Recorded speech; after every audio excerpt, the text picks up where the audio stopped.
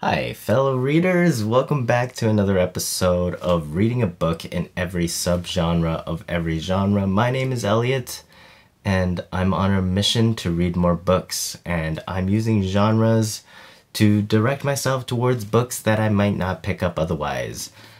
I am really excited for the one today. This one is so me because I am a dark person and I like to laugh at just awful stuff. And of course, I'm talking about black comedy, and the book representing that is Caging Skies by Christine Leunens. Before we get into this book, let's first talk about black comedy. What is it? Well, black comedy is a style that makes light of serious topics. Topics that are uncomfortable, topics that are upsetting, topics that are vulgar, topics that you don't want to bring up at a dinner table necessarily. I'm talking about racism, sexism, rape, death, suicide, war, terrorism. I could go on listing all the stuff that might just be a downer, but black comedy is so important because although we don't want to talk about these things, we still live in a world where we have to deal with these things almost every day. So it allows us to understand these things, understand how we can interpret these things in order to continue existing. Now let's get to the book. I am halfway through right now, and I must say, this book starts off so good. It starts off with a metaphor about lies and how lies are like trees that grow on the side of a cliff, and they are so real, but they become so dangerous when other people start believing in them. This book is told through the first-person narrative of Johannes, who is a Hitler youth, and I'm learning a lot from this style of writing because I am also writing a first-person narrative through the eyes of a young man, and I often feel pressure to dumb down my words, my vocabulary, and all that stuff in order to kind of fit this character, but reading this, I don't think I need to, because you could do so much with just the way the character interpret things that isn't really based on language, but just on the ideas. For example, early on in the book, he describes the swastika symbol, and he describes it as windmills in the wind, and I just thought that was so good. Of course, we know that this book is based off of the movie Jojo Rabbit, which I haven't seen it yet. I want to see it after I read this book so I wouldn't have any conflicting ideas. I always want to read the book first. Anyways, that seems more comedic than this. I haven't seen it yet, but that is my feeling from looking at the promotion materials. This book is not a funny book. You're not going to read it and be like, no. It's not that type of story. This book is more dark, more serious, but still, like I mentioned, it has those comedy aspects, and I'm going to explain them right now. One way to create a comedic character is by giving them a sense of authority, making them think they're smarter than other people, and then stripping that power away from them, bringing them down a notch. That shift in dynamic is always funny. That's why a goofy cop is such a classic character in comedies, because it just works. And you see this over and over again in this book. You see Johannes being humbled, even though he at the beginning is so smart, so great. He's the Aryan race after all. And at the midway point, you learn that he can't even do the most mundane chores. A lot of the comedy aspects in this book comes from Johannes' perspectives. We see how wrong he is, and we see him criticizing people. We see him mocking people when he's the one that's misguided. So we can kind of laugh at that. We could laugh at, you know, that's why conspiracy theorists are so funny sometimes when we hear them trying to explain themselves, because you're just like, oh my god, you're so wrong. And that's black comedy. We often talk about nuclear weapons, but to me, one of the most evil weapons a dictatorship has is the ability to turn children against their parents. To me, that is just so vile. So evil. This book is fascinating, seeing the World War II story told from a German perspective, from a Hitler youth. You usually get it from Americans or from Jewish survivors. I think this story told in this way, you really see how the manipulation happens, especially at the beginning, and how people buy into a story, and how we dehumanize the enemy to a point where we say, those group of people over there, they're not even people. I know we're doing horrible things to them, but we're doing it for us. We're the actual people. We're the greatest race of them all. Much like how propaganda has power, I must also talk about the power of infatuation. I think we've all felt it before.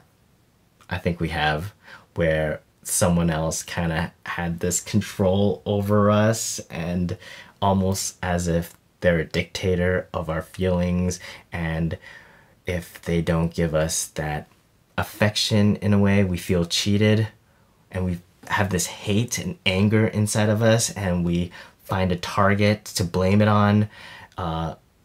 Nathan, for example, becomes this kind of abstract Jewish target that you just hate. And I think whenever you feel that happening, whenever you feel this individual having so much control over you, you must fight it. You must fight it. Another manipulation that happens in this book that I found to be very black comedy is the abusive relationship aspect. How Johannes wants bad things to keep happening to Elsa in order to keep her in his life, and hope that eventually her love for him would grow. That is just, it's so awful, but it's just such a calling card for so many abusive relationships that exist all around. You just kind of hope this person that's in your life never succeeds, stays on your level so they could continue being with you, because you are such a loser that this is just the way it is. And that, it's so real. It sucks so much. Like I mentioned, I'm halfway through this book right now. I am really enjoying it. I think this is a really good book in showing change in a character. At the beginning, he is super confident in himself. He is self-righteous, so smart. Everybody else is dumb.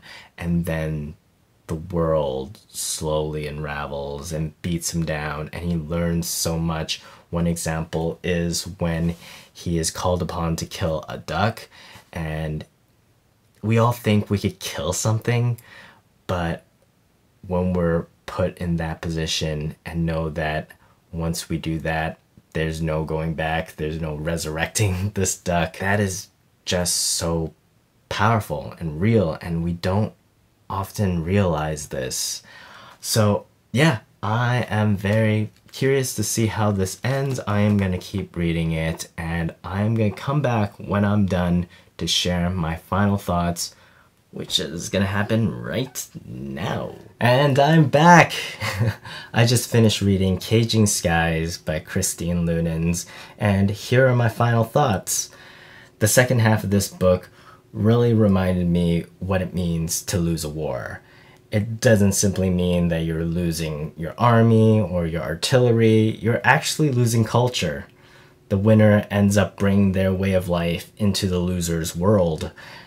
Food, currency, language, etc. What starts off as an invasion will ultimately become an occupation. I found it interesting how Vienna was split by the four allies, and how each of them had a different approach to treating the civilians, and there's just this momentum of war that happens, and how the outside world sees the people of Vienna as rather ignorant or gullible followers.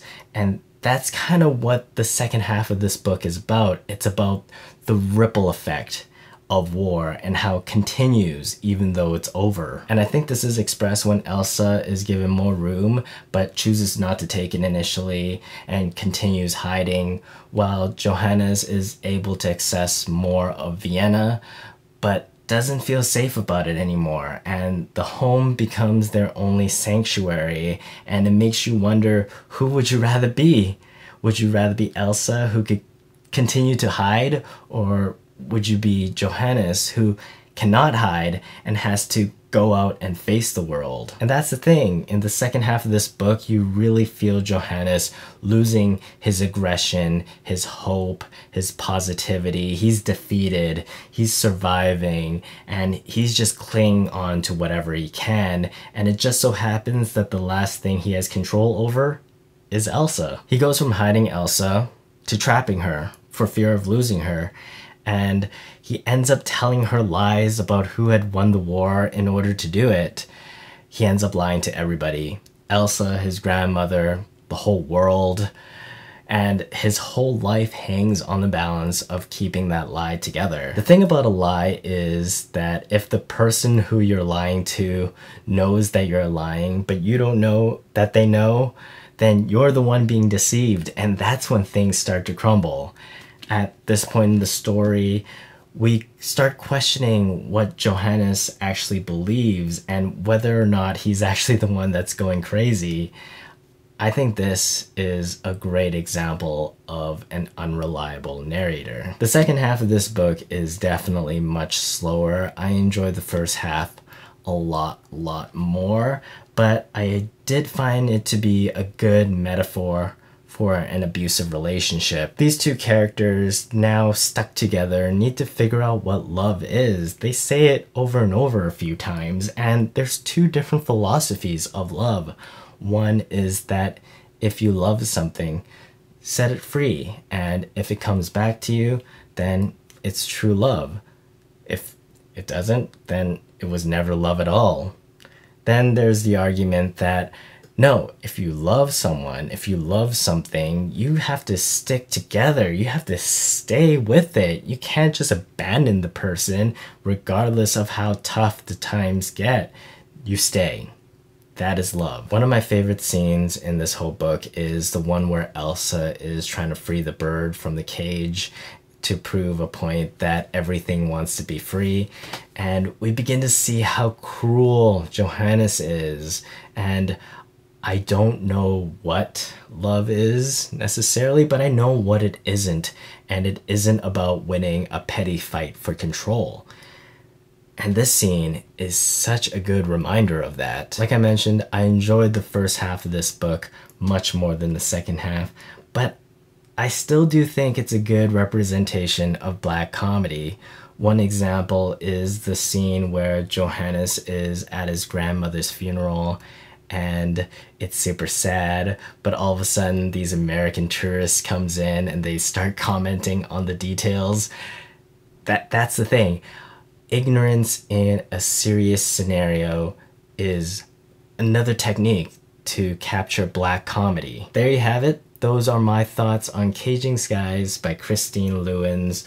Overall, it is a good read. Very well written, very powerful stuff. Dragged a little at the tail end there, but I am still interested in seeing how it compares with the movie Jojo Rabbit. I think it's still a good idea. I read the book first, but I can only imagine it being quite different. With all that being said, my name's Elliot. I am reading a book in every subgenre of every genre. If that interests you, please subscribe and check out this playlist right here.